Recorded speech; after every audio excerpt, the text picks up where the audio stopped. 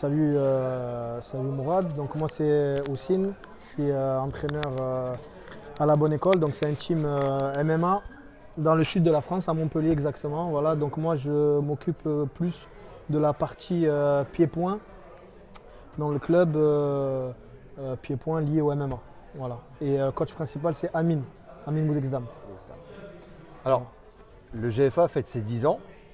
10 ans, pendant ces 10 ans, on a vu l'évolution, enfin on a vu le MMA vouloir évoluer en France. Il y a 10 ans, comment tu voyais toi le MMA et comment tu le pratiquais? Parce que tu as été compétiteur aussi. Comment tu voyais toi le MMA à l'époque? Est-ce que tu pensais que son évolution allait arriver comme on est aujourd'hui?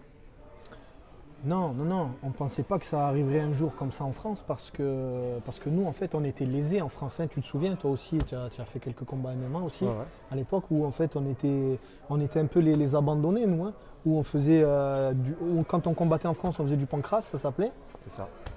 Et puis on avait la chance, parce que j'appelle ça de la chance, et c'est pour ça qu'en fait on a fait des erreurs dans nos carrières, puisqu'on a saisi des opportunités à la chance. On était un peu les dernières roues du carrosse. Ils nous appelaient pour aller combattre à l'étranger. On n'était pas prêts. Ils nous prenaient pour de la chair, comme Pour on de n'avait la pas chair. de MMA en France. Donc Exactement. ils nous disaient, bon, ceux-là, ils ne connaissent rien au MMA, on va les prendre. Exactement. Et du coup, on s'entraînait en MMA, mais par contre, on combattait en MMA à l'étranger. Ouais. Voilà. Ouais. Donc, et puis, comme je suis voilà, pour revenir à ça, on prenait les combats au pied levé, juste pour essayer de se faire connaître un peu et de pouvoir avoir la chance de combattre dans une cage, chose qu'il n'y avait pas il y a 10 ans. Alors, c'est vrai qu'aujourd'hui, on a de meilleures structures. Et surtout, on a un meilleur retour sur les erreurs qu'on a pu faire nous ici en France. Exactement. Et que justement, je pense que de ton côté aussi, c'est que nos élèves, on va plus les pousser à ces erreurs-là. On les jette plus aux pâtures. Moi je leur dis souvent aux gars, c'est qu'en fait, faites-nous confiance. Faites-nous confiance parce qu'en fait, on a fait des erreurs, nous, qu'on ne veut pas reproduire aux jeunes. Et aujourd'hui, ils ont tout pour réussir, les gars. Nous, la Bonne École, aujourd'hui, on est une vraie structure, chose qu'on n'était pas il y a 10 ans, où tu vois, je prends l'exemple de nous, avant on faisait de la boxe, un petit peu de lutte et un peu de sol. Il y a peu de ça. Ouais. Maintenant on fait du MMA, on est un club de MMA, donc on fait du MMA. Et du coup les mecs ils sont bien encadrés, tu vois, chez nous par exemple, maintenant on a plusieurs coachs, on a les coachs pour la partie amateur, on a les coachs pour la partie pro. Donc c'est Hakim et Nono qui s'occupent des amateurs. Amine et moi, on s'occupe des professionnels. On a aussi ouvert une section enfants, 9-15 ans, parce que le MMA c'est à la mode, donc tout le monde veut faire du MMA. On a des kinés, on a des médecins, on a des nutritionnistes. C'est-à-dire que même pour la partie amateur, en fait, peu importe les compétiteurs, vous êtes professionnalisé comme n'importe quel grand club de boxe, quoi, quelque part. Exactement. Je pense que après, il n'y a pas de club parfait, mais je pense qu'on est dans la bonne direction en tout cas. On est en train de prendre vraiment une voie très professionnelle, de se professionnaliser.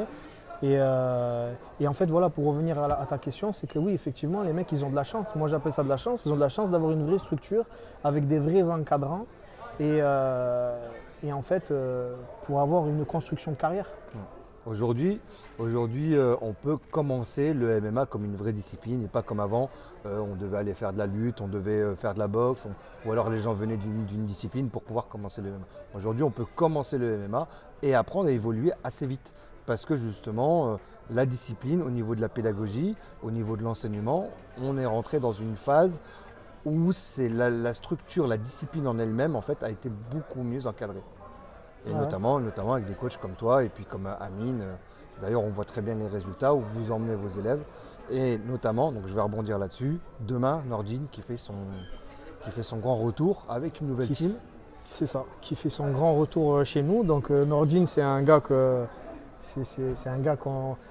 qui est chez nous officiellement que depuis 1 an, mais qui a toujours eu à cœur de venir chez nous. Ça fait peut-être une dizaine d'années, on s'était rencontrés, peut-être un peu plus de 10 ans, on s'était rencontrés à Abu Dhabi au Desert Force, il me semble, il y a peut-être 10-12 ans.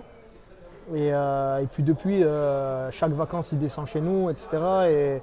Et puis là, ça fait 1 an qu'il s'est installé à Montpellier et maintenant, officiellement, il est chez nous à la Bonne École. Et c'est son premier combat pour la Bonne École demain au GFA.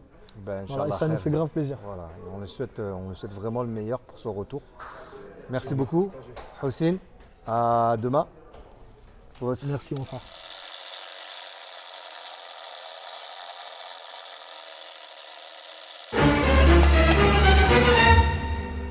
Il manque le qahwa, il manque un petit qahwa ou quoi. قهوة لا اتاي قدوش اتاي ارحم بك Un petit thé. Ah non, non. Un petit café, un petit thé, ça fait plus. gâteau شوية. Non, non. Vas-y.